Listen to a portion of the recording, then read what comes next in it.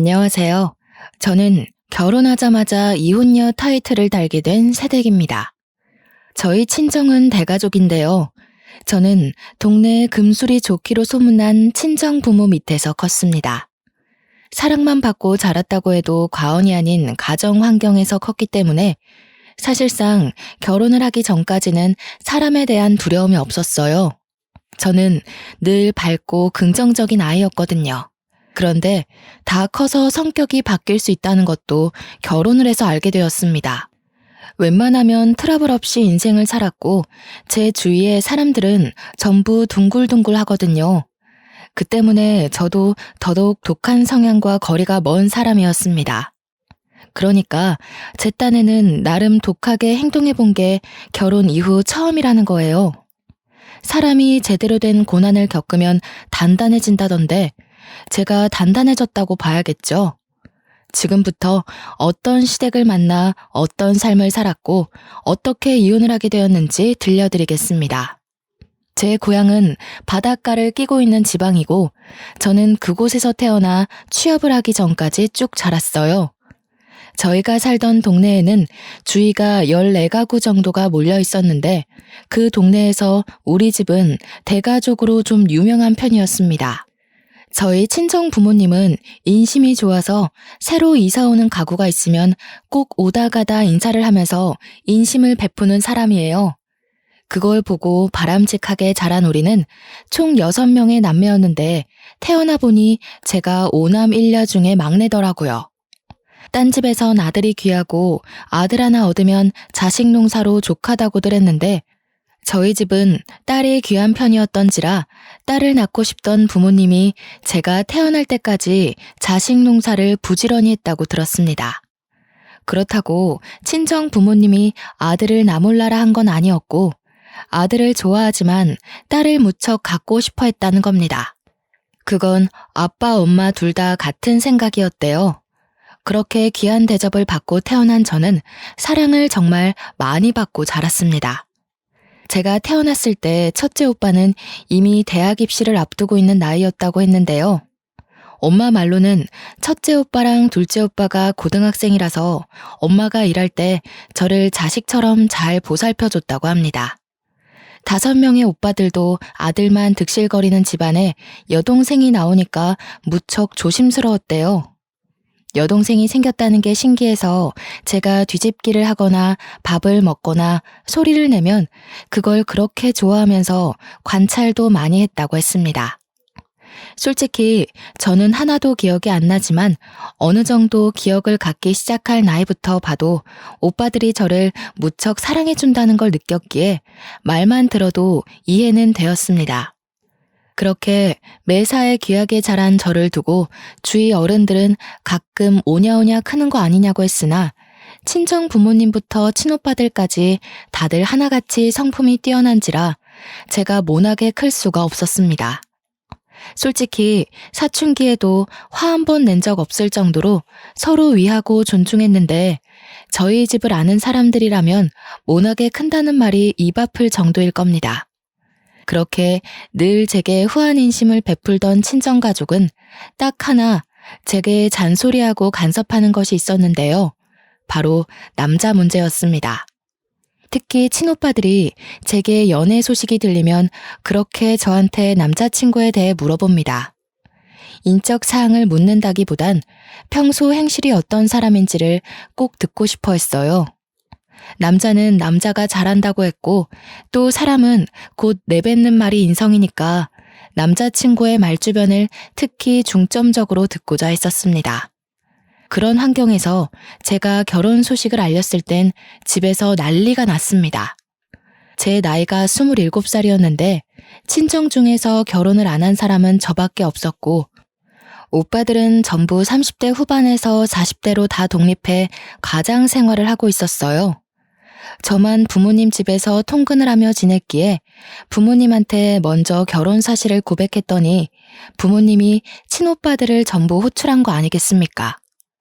저희는 그날 오랜만에 가족 회의를 하게 되었는데 다들 제 결혼을 반대하는 건 아니었고 단지 연애 상대였던 사람과 달리 더 집요하게 남편에 대해 캐물었어요. 이럴까봐 사실 결혼하는 게 망설여지기는 했습니다. 저희 가족이 정말 사랑 넘치고 좋지만 남편 되는 사람이 부담을 느낄 것 같았거든요.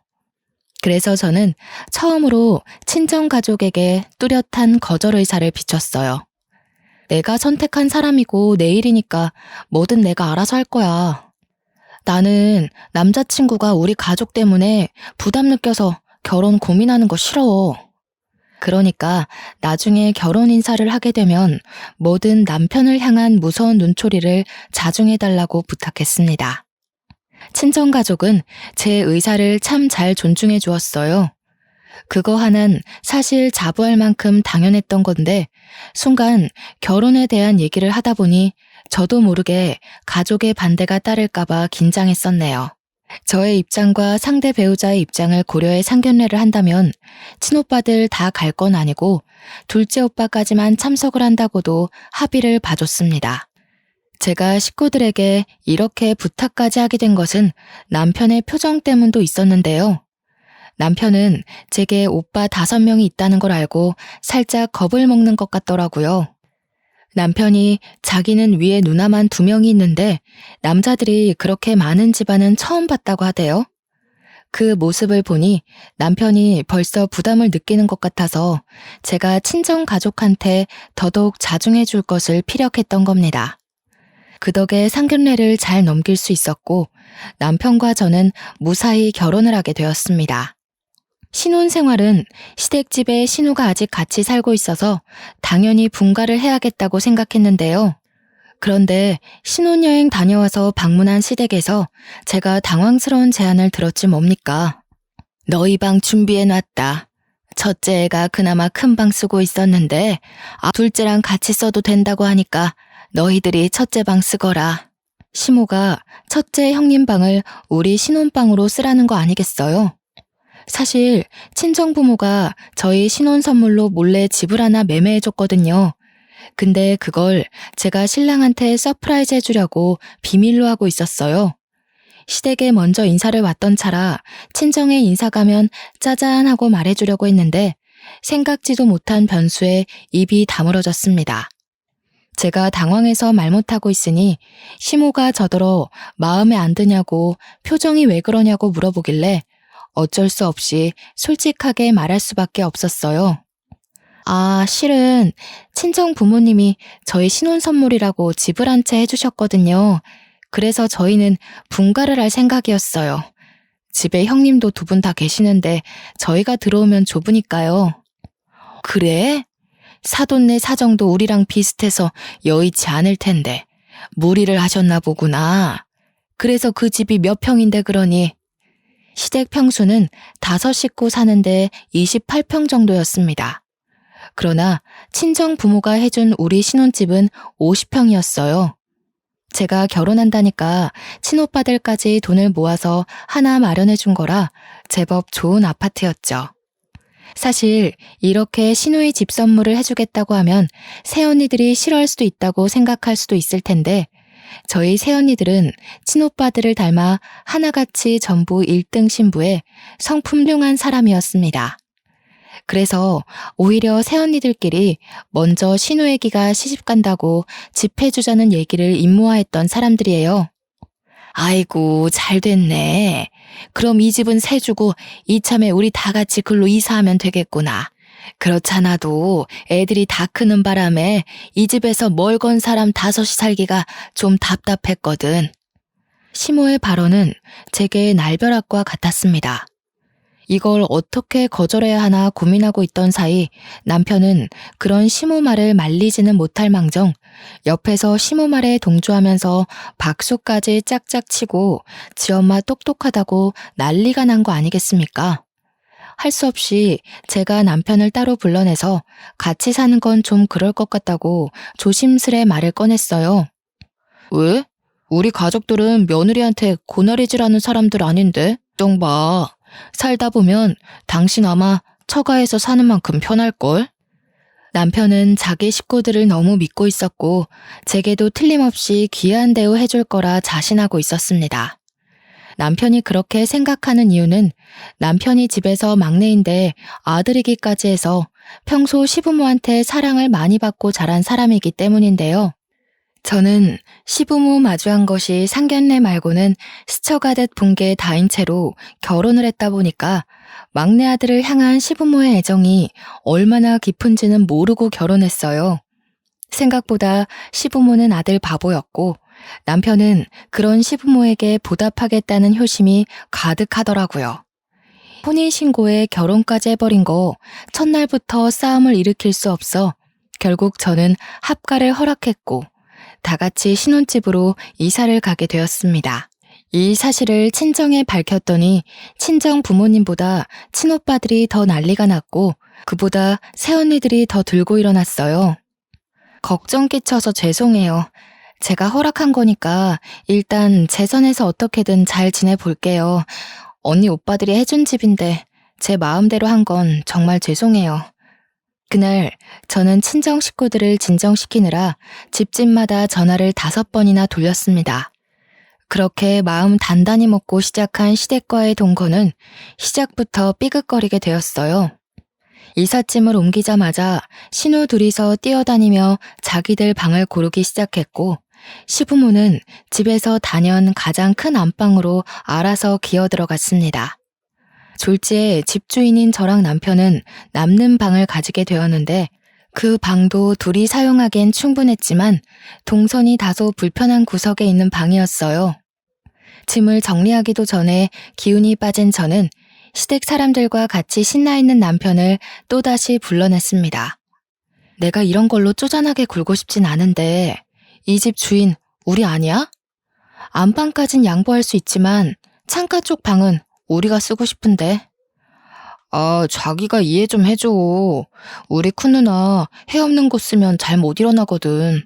그리고 글 쓰는 사람이라서 창밖을 봐야 집중력이 올라간대. 저희에게 남은 방이 어둡긴 해도 창문이 없진 않았는데 방 중에 제일 창문이 작아서 불편하긴 했거든요. 아무리 그래도 친정에서 저희 부부에게 준 선물이지 시댁에게 준 선물이 아니잖아요. 평생 쓸 방 한 칸도 제 마음대로 결정 못하는 건 좀 아니지 않나 싶더라고요. 그래서 남편한테 그럼 내가 큰형님한테 가서 말하겠다고 했더니 남편이 급히 저를 붙잡으며 말렸습니다. 큰 누나 워낙 예민해서 건들면 너만 화당할걸? 그냥 우리가 이 방 쓰자. 이 방도 넓고 좋은데 뭘. 당연히 먼저 방 차지하는 게 주인이잖아. 주인? 애초에 이 집은 우리 둘이 살라고 친정에서 마련해 준 거야. 여보 가족 편하라고 사준 게 아니라. 아무리 내가 합가를 허락했다고 하지만 이건 너무 무례하다고 생각해. 무슨 말을 그렇게 해. 이제 결혼도 했고 법률상 우리 다 가족인데 남남 마인드는 고쳐야지. 나도 처가를 내 가족처럼 챙길 거야. 이러면 여보만 우리 식구들한테 점수 까요. 내가 점수 올릴 수 있게 도와준대도 그러네. 그 점수를 나만 신경 써야 돼? 가족이라면 서로한테 더 예의를 갖춰야 되는 거 아니야? 우리 가족은 그렇게 지냈어. 이렇게 한마디 의사도 없이 남의 것 욕심 부리는 가족은 없었다고.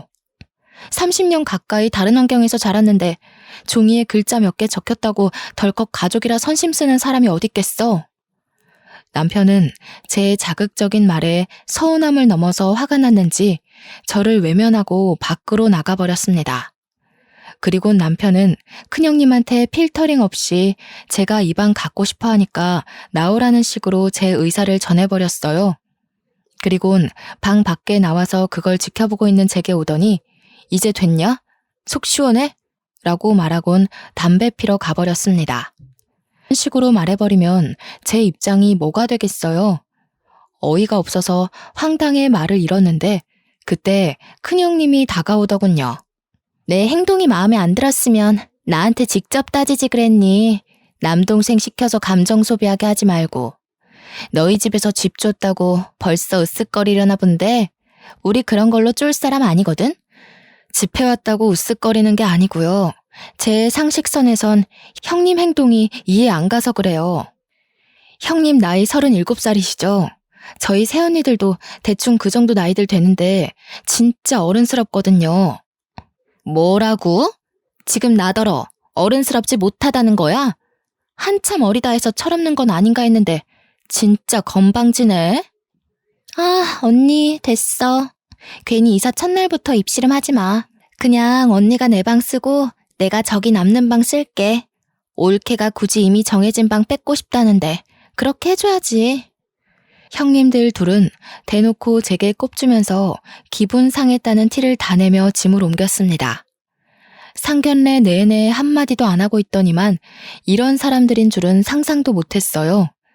제가 형님들 정보를 물었을 때 남편이 겉모습은 세 보여도 마음이 여린 사람이라고 했는데 여리긴 개뿔이었습니다.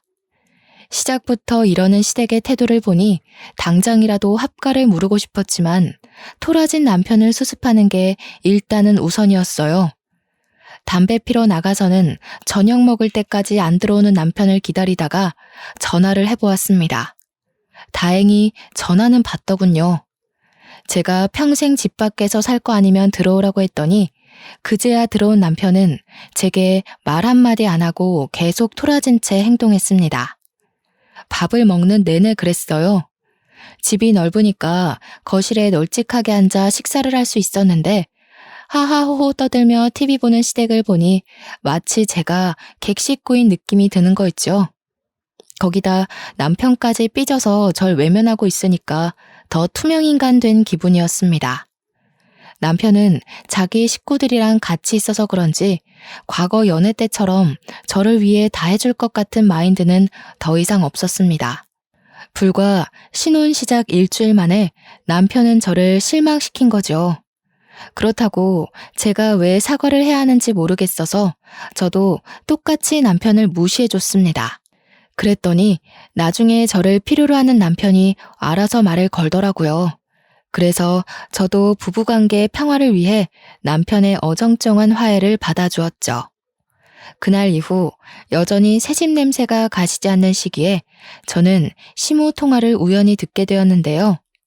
엿들을 생각이 없었는데 내용이 워낙 수상쩍어서 저답지 않은 행동을 해버렸어요. 명의? 그런 건 안 물어봤는데. 당연히 신혼집이니까 공동명의로 하지 않았겠어? 아니면 얘 명의거나. 근데 애 명의더라도 지분 떼울 수 있는 방법이 있다고 하던데. 시모는 이 집에 대한 재산으로 누군가와 통화를 하고 있었습니다. 하필 그 타이밍에 큰형님이 방에서 나와서 끝까지 듣진 못했으나 그날 이후 굉장히 마음이 찝찝했어요. 이 널찍한 집에선 저와 시모, 큰형님 빼고는 다 바깥으로 출근하는 사람들이었거든요. 저는 재택으로 근무를 돌릴 수 있어서 남편 내조도 할 겸 집에서 일을 시작했습니다. 그래서 주구장창 시모와 큰형님을 봐야 했는데 가끔씩 큰형님도 시모 방에 가서 속닥거리며 의심스러운 행동을 하더라고요. 근데 그게 왜 자꾸 지난번 시모가 한 통화랑 연관이 있는 것 같은지 모르겠어요. 그렇게 찜찜한 마음으로 살던 어느 날 여느 때와 같은 대낮에 친정엄마가 집 옥상에 방안 비닐을 설치하다가 발을 헛디뎌 떨어졌다는 소식을 전해 들었습니다. 그 전화를 받고 너무 놀라서 근무 중인 남편을 부르지도 못하고 저 혼자 친정을 내려갔어요. 집에 있는 시모한테만 말을 하고 나선 거죠. 도착한 친정엄마 입원실에는 새언니들과 친오빠들이 있었는데 다행히 엄마는 비닐 잔뜩 깔아놨던 곳으로 추락하는 덕에 팔이랑 발목만 골절되고 다른 곳은 괜찮다고 하더라고요. 그런데도 걱정이 되는 건 딸로서 당연한 입장 아니겠습니까? 아빠한테 해달라고 하지 왜 엄마가 나섰어. 엄마 그런 거 할 줄도 모르면서. 내가 얼마나 놀랐는지 알아? 큰일 났으면 어쩔 뻔했어. 괜히 이제 막 결혼한 세대까지 내려오게 했네. 미안해서 어쩌누. 요즘 사는 건 어때? 사돈댁이랑 사는데 불편한 건 없어? 살림살이 어려운 건 없고? 엄마는 오히려 절 걱정하면서 살림 서툴러 시모한테 혼 안 나냐고 농담조로 물어보았습니다. 그 때문에 어느새 이야기의 화제는 제 쪽으로 몰렸고 새언니들도 저의 결혼 생활을 궁금해했어요. 새언니들 생각엔 제가 시댁과 합가를 했으니 분명 말 못할 스트레스가 있을 것 같다고 확신했나 봐요. 제가 그때 결혼한 지 한 달 차였습니다. 저를 걱정하며 바라보는 눈빛들이 너무 많아서 아무 일 없다고 말할 수밖에 없었어요. 또 다친 엄마가 저 때문에 마음고생까지 할까봐 차마 그 상황에선 그 어떤 고백도 할 수 없겠더라고요. 새언니들은 제 입장을 이해하는 건지 제가 떠나기 전에 몰래 저한테 용돈을 찔러주면서 힘든 일 있으면 언제든지 연락하라고 했어요. 언니들이 달려오겠다고요. 그날 그래도 친정 식구 만나는 덕에 든든한 힘을 얻고 귀가를 할 수 있었습니다. 그러나 여기서 뜻밖의 문제가 발생할 줄은 몰랐는데요. 저는 분명 시모한테 친정 가서 자고 올 거라는 말을 한 적이 없거든요. 그런데 밤늦게 집에 도착을 했더니 우리 동 아파트 입구가 시끄럽더라고요. 가까이 가봤더니 낯익은 얼굴들이 보였고 시모가 웬 낯선 아가씨 손을 잡고 있는 걸 발견했습니다. 심지어 남편도 그 여자 앞에서 얼굴을 붉히며 늘 감사하다고 고개를 숙이고 있었어요. 남편 얼굴이 붉어진 건 불빛이 밝아서 잘 보일 수밖에 없었죠. 저는 그걸 바로 아는 체 하지 않고 몰래 다가가서 무슨 상황인지 확인을 해봤습니다. 아유, 우리가 더 고맙죠. 변호사님이 발벗고 나서서 저희를 도와주시는데 어떻게 대접을 안 했겠습니까? 식사가 입에 맞았는지 모르겠네. 너무 맛있었어요, 어머님. 제가 아직 해드린 것도 없는데 이렇게 대접을 받아도 되나 싶네요. 이런 부분도 나중에 사모님 알게 되시면 문제될 수 있거든요. 변호사? 분명 처음 보는 저 아가씨는 변호사라고 했습니다. 시모가 변호사 만날 일이 뭐 있겠나 싶더라고요.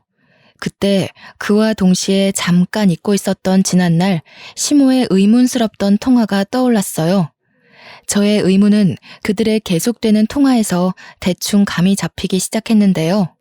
시모는 신혼집 명의에 대해 계속 조사를 하고 있던 중이었고 집이 제 명의로 되어 있다면 얼마나 재산 분할이 가능한지, 혹시 재산 분할을 위해 어느 정도의 기간이 필요한지 등등을 묻고 있었습니다. 변호사는 어디서 온 여자인지 똑부러지게 답을 잘하더라고요. 저 변호사 말을 들어보니까 시댁은 제 집 재산을 노리는 것 같았고 이대로 가만히 있으면 제가 바보같이 돈을 내주는 입장이 되는 거 있죠. 저 변호사가 아무리 똑부러진다고 한들 시모를 돕는 입장이다 보니 제게는 그저 모든 게 불의로만 보였어요. 저는 더는 듣지 못하고 시모 앞에 나타나 이게 무슨 말이냐고 묻고 따졌습니다. 시모뿐만 아니라 시댁 식구 다 소스라치게 놀라면서 당황했는데 그 상황에서 남편이 저를 데리고 허겁지겁 자리를 뜨더라고요. 뭐 하는 짓이야? 명의? 나 모르는 사이에 내 집 팔아서 뭐 하려고 했어? 우리 지금 신혼 아니야?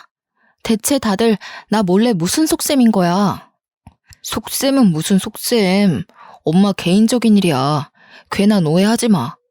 우리 집 명의 아니고 엄마 아는 지인이 물어봐서 대신 소개해주는 거라고. 잘 알지도 못하면서 따지고 드는 성격은 갑자기 어디서 생긴 거야? 내가 바본 줄 알아? 이혼 얘기, 재산 분할 얘기까지 다 들었는데 내 일이 아니라고? 우리 집 얘기가 아니라고? 내가 직접 어머님한테 가서 따져볼까? 그러기만 해봐. 증거도 없는데 쓸데없이 네 심증만 가지고 우리 가족 분위기 흐려놓으면 나 더 이상 자기 보고 살 자신 없어. 남편은 오히려 제게 언성을 올리면서 제 속에서 끓어오르는 여러 가지 의문들을 막으려 했습니다. 아는 것이 없으면 이렇게나 억울한 상황에서도 길을 펴지 못하겠더라고요. 저는 지난날 시모 통화처럼 그날 일도 똑같이 찝찝함만 남기고 흐지부지 마무리해야 했습니다. 그러나 그렇게 조금씩 수상하던 시모의 의도는 곧 얼마 안가 분출하고 말았는데요. 제가 회사에 잠시 볼 일 있어 외출을 했다가 집에 지갑을 놓고 오는 바람에 20분 거리를 다시 돌아간 적 있었거든요.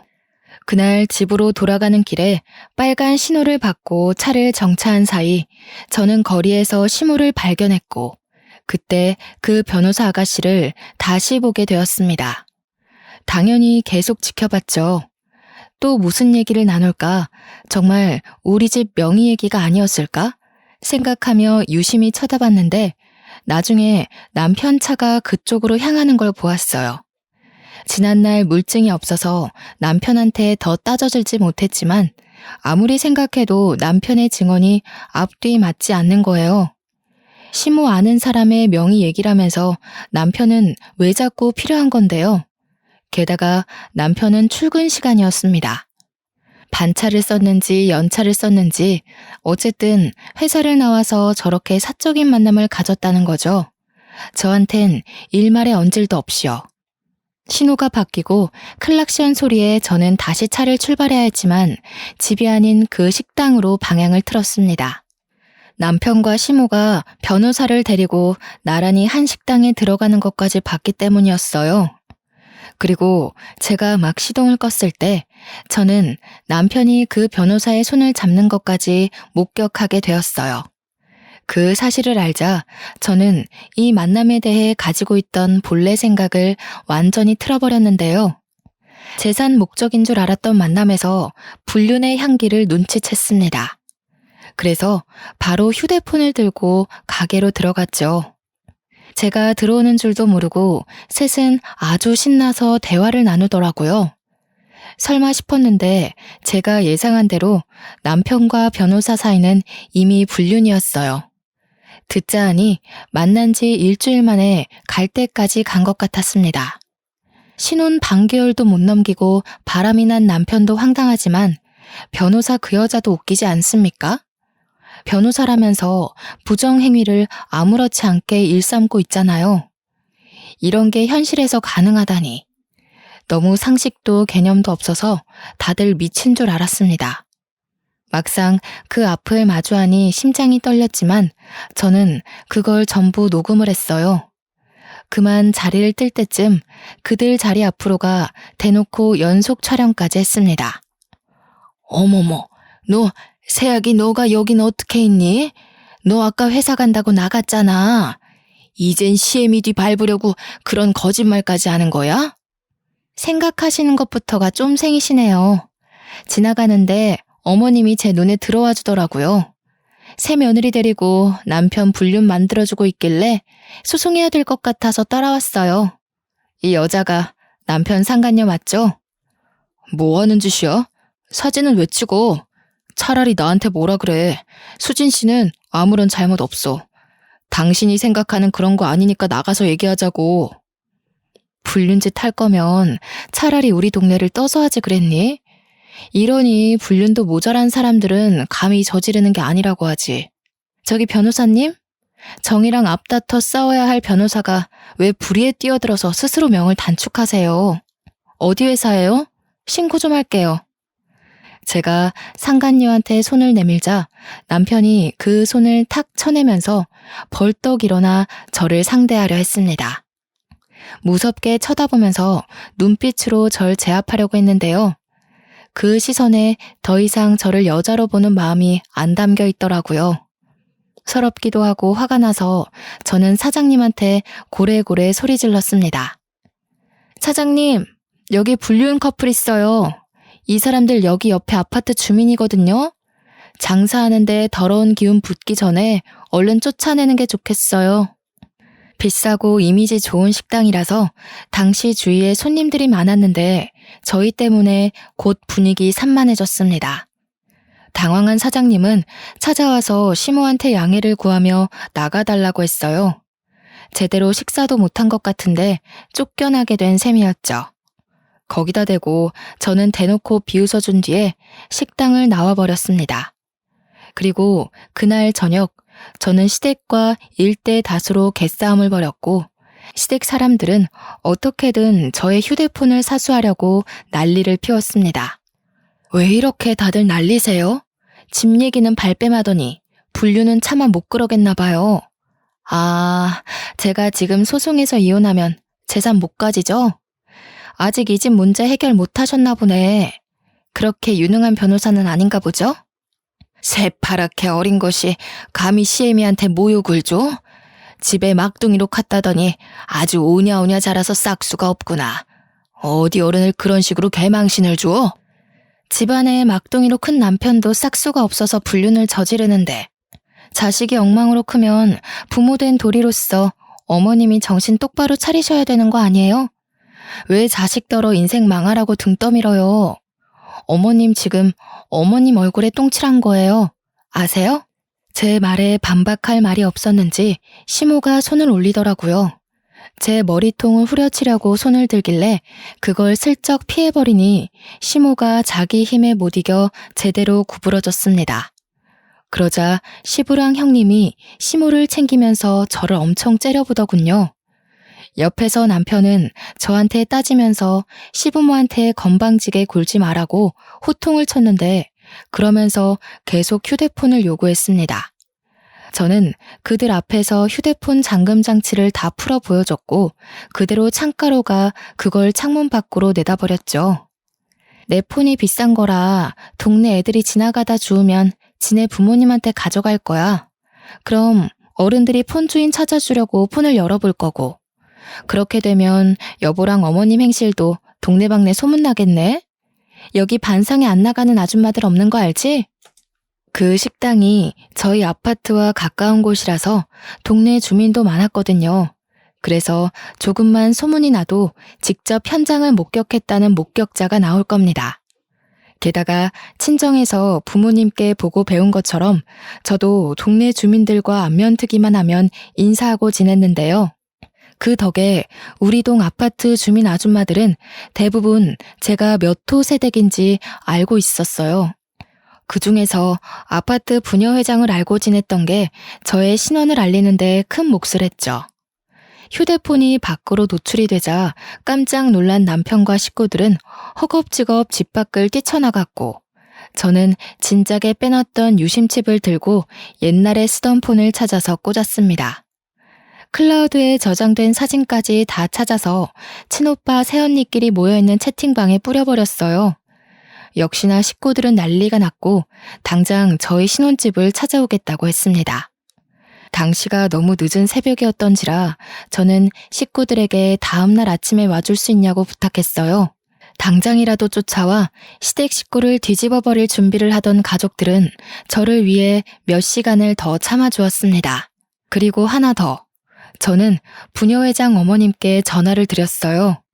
서로 연락처를 주고받았기 때문에 부녀회장 어머님은 저를 바로 알아채셨고 제 사정을 알고 나서 자기 일처럼 열을 내주기까지 했습니다. 감히 우리 아파트에 그런 더러운 기생충이 살고 있었단 말이야? 걱정 마 새댁. 내가 아주 혼쭐을 내줄 테니까. 이 아파트에서 안 나가고 못 베기게 만들어줄게. 참 든든하더라고요.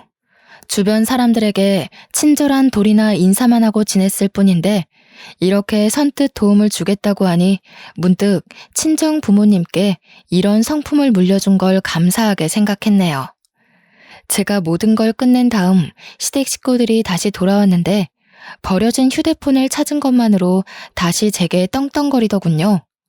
그렇게 다음날 아침 새벽 대바람부터 저희 집에는 초인종이 울렸고 자던 식구들이 전부 피곤에 찌들어서 눈을 떴습니다. 진작에 깨서 식구들을 기다리고 있던 저는 문을 열었고 반가운 친정 가족들이 쏟아져 들어왔어요. 손에는 짐가방까지 하나씩 들고 있더라고요. 짐은 다 뭐냐고 물어보니까 시댁 식구가 안 나가고 버틴다면 한 일주일 눌러붙을 생각으로 챙겨왔다고 했습니다. 이럴 땐 다들 서울에 사는 게 다행이다 싶었어요. 친정 식구의 소란스러운 소리에 뒤늦게 상황을 살피러 나온 시댁 식구들은 놀라서 어안이 벙벙해졌어요. 그때 우리 아빠가 남편을 보곤 득달같이 달려들어 싸대기를 휘갈겼습니다. 이런 미친 녀석, 가진 것 없는 놈 불쌍해서 우리도 형편 여의치 않다고 거짓말까지 해줬더니 감히 네 놈이 싸구려 같은 짓을 해? 내 딸한테 감히 니까지 깨? 사실 저희 집은 남편과 형편이 비슷한 게 아닙니다. 비슷하다고 거짓말을 친 거였어요. 남편이 기죽을까봐 친정 부모가 배려해서 재산을 숨기는 게 좋겠다고 제안한 거라는 거죠. 심지어 친오빠들까지 직장인이 되는 바람에 저희 집은 사실상 걸어다니는 대기업 수준이었습니다. 왜 이러는 거예요, 사돈어른? 갑자기 찾아와서 이게 무슨 행패랍니까? 설명을 좀 해보던가요. 대체 뭘 거짓말 쳤다는 건데요? 없는 사람들이 더한다더니 빼먹을 게 없어서 어린 딸 같은 애 돈을 뺏으려고 해요? 정말 창피하네요. 그 자글자글한 주름이 다 욕심 때문에 생긴 건가 보죠? 네, 이런 말까진 안 하려고 했는데 당신들 지금 돈 많은 며느리 놓치는 거야. 알겠어? 시모는 그제서야 친정 형편을 알게 되었고 시부랑 둘이서 벙찐 채로 상황 파악하느라 눈알만 굴렸습니다. 그건 눈치 보고 있던 신우들도 마찬가지였어요. 친정 부모가 시부모랑 남편을 두고 따지고 있을 때 친오빠랑 새언니들은 시댁 식구들 방에 짐을 빼고 있었는데요. 이 방 저 방 구경하면서 서로 의논해서 어느 방 쓸지 대화를 나누고 있었습니다. 그것에 신우들이 당황해서 어중간한 성화로 열을 내자 새언니 5명이 마치 저의 친언니처럼 저 대신 득달같이 따져주기도 했어요. 여자는 여자기에 놀린다고 두 형님들이 새언니들 앞에서 꼼짝을 못하고 있지 뭡니까. 당시 시간이 곧 사람들 활동할 시간이 다가오던 아침이었어요. 고요해야 할 그 시간에 저희 집은 순식간에 난장판이 되었습니다. 여보, 설마 당신 변호사 그 얘기한 거야? 일단 다 같이 앉아서 얘기 좀 해보자고 해. 아무리 그렇다지만 이건 엄연히 주거 침입이야. 내가 처가 식구들 신고해도 괜찮겠어? 야, 네 식구들 데리고 당장 우리 부모님 집에서 나가. 여기 명의 내 것도 아니고 공동명의는 더더욱 아니거든? 부모님이 증여해준 재산이니까 몇 날 며칠을 기다려도 애초에 네 앞에 떨어질 돈 같은 건 없었어. 그 변호사 여자 집에 식구들 다 데리고 가서 살아. 너희 식구들 빈대짓 잘하잖아. 남편이 제 성을 못 참고 저한테 손찌검을 할랑말랑 했는데요. 그걸 용케 알아본 친오빠들이 남편을 제대로 혼쭐 내줬습니다. 친오빠들이 남자만의 방식으로 혼쭐을 내줬는데 새언니들한테 잡혀있던 신우들도 친정 부모한테 잡혀있던 시부모도 남편을 도와줄 여력은 없었습니다.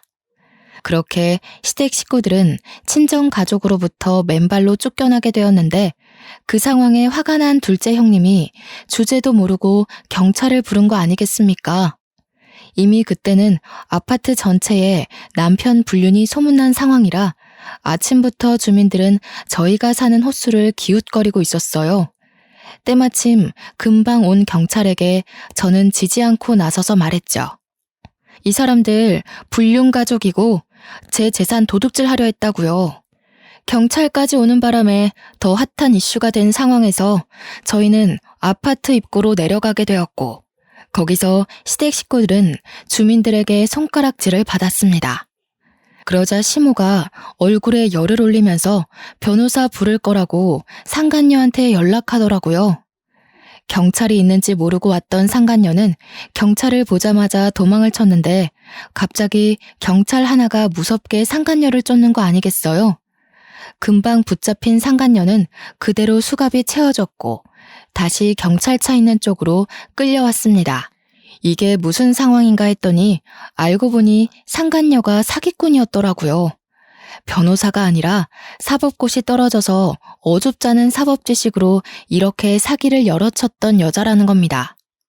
경찰에도 신고가 몇 번 들어왔었대요. 그 사실을 알고 충격받은 시모가 뒷목 잡고 쓰러지고 남편은 상간녀한테 호통치고 난리가 났었습니다. 벌은 한꺼번에 받는 거라더니 아니나 다를까 시댁 식구가 신혼집으로 다 이사 오면서 원래 살던 곳에 세를 내줬거든요. 그런데 심지어 그곳에서도 문제가 발생했지 뭡니까? 젊은 부부가 입실했었는데 둘 다 백수였는지 월세도 잘 안 냈고 집도 엉망으로 되어 있었대요.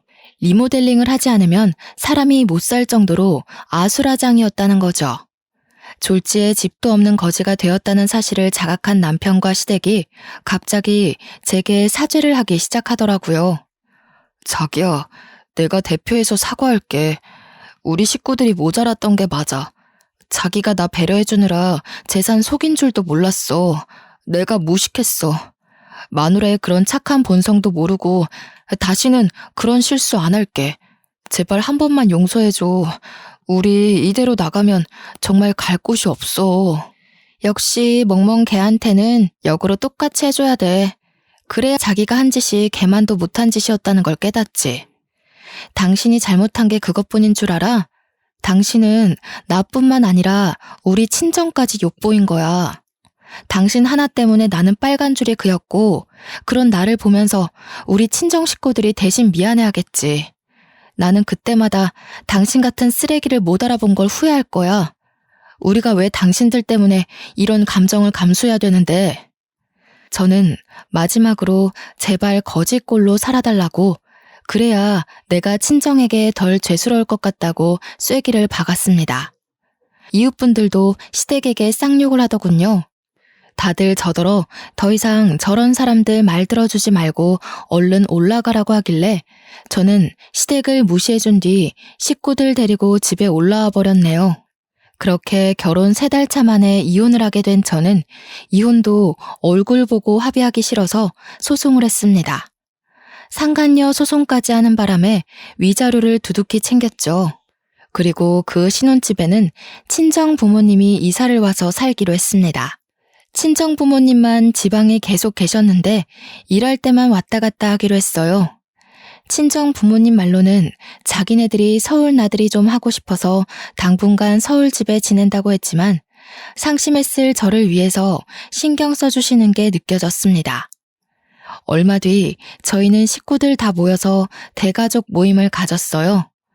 고향집에선 식구들이 다 모이려면 펜션 하나를 빌려서 놀아야만 했는데 51평 아파트에 사니까 굳이 따로 돈 들이고 장소를 잡지 않아도 돼요. 그거는 참 좋더라고요. 다들 저 위로해준다고 자주 집을 방문해주는데 얼마나 시끄럽고 북적거리는지 모릅니다. 시장통이 따로 없다니까요. 그래도 정신없이 떠들어주는 식구들이 있다 보니 상실감은 빨리 잊혀지더라고요. 제가 결혼한 지 3달 만에 이혼했다 보니까 아무래도 실패한 것에 대해 자존감이 낮아져 있었거든요. 가족들은 다 제 짝 만나서 잘 사는데 나만 이 모양 이 꼴이네 싶어서 혼자 방에서 운 적도 있었습니다. 제가 울었다는 걸 남자 식구들은 잘 몰랐는데 신기하게도 엄마랑 새언니들은 바로바로 알아채더라고요. 그래서 남자 식구들 빼고 제 방에 둘러앉아서 같이 욕도 해주고 제 고민도 들어주고 응원도 받고 그렇게 지냈습니다.